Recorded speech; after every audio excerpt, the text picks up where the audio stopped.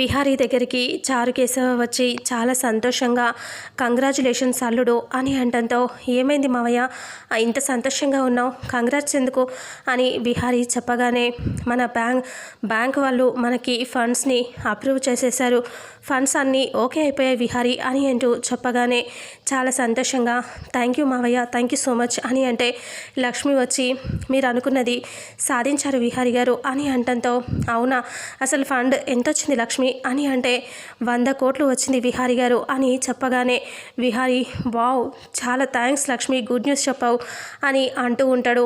ఆ తర్వాత కంపెనీకి ఆఫీస్కి వెళ్ళిపోయిన తర్వాత అందరూ కంగ్రాచులేషన్స్ చెప్తూ ఉంటారు. ఇక అప్పుడు అంబిక సుభాష్కి ఫోన్ చేసి ఇలా ఫండ్స్ అంతా ఓకే అయిపోయింది ఇప్పుడు మీరు రెడీగా ఉండండి అని చెప్పడంతో సుభాష్ సరేనని చెప్తాడు.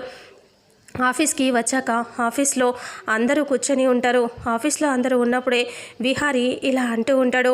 అయితే ఆఫీస్లో అందరూ ఉన్నప్పుడు విహారీ చెక్ చేయండి మావయ్య అంటే సరే అని చారుకేశవ సిస్టమ్ ముందు కూర్చొని ఫండ్స్ వచ్చినందుకు చాలా సంతోషంగా ఇలా ఓపెన్ చేసి చెక్ చేస్తూ ఉంటాడు.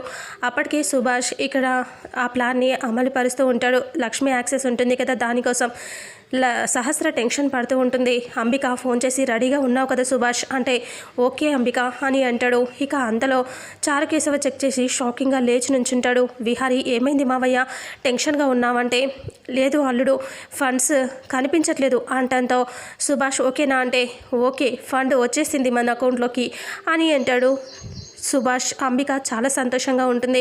ఇక అప్పుడే ఫండ్స్ కనిపించట్లేదు అనేసరికి ఒక్కసారిగా విహారీ లక్ష్మి అందరూ షాక్ అవుతారు. ఇంతటితో రేపు రాబోయే ఎపిసోడ్ ప్రోమో ఎండ్ అవుతుంది. ఫుల్ ఎపిసోడ్లో ఏం జరుగుతుందో తెలుసుకుందాం.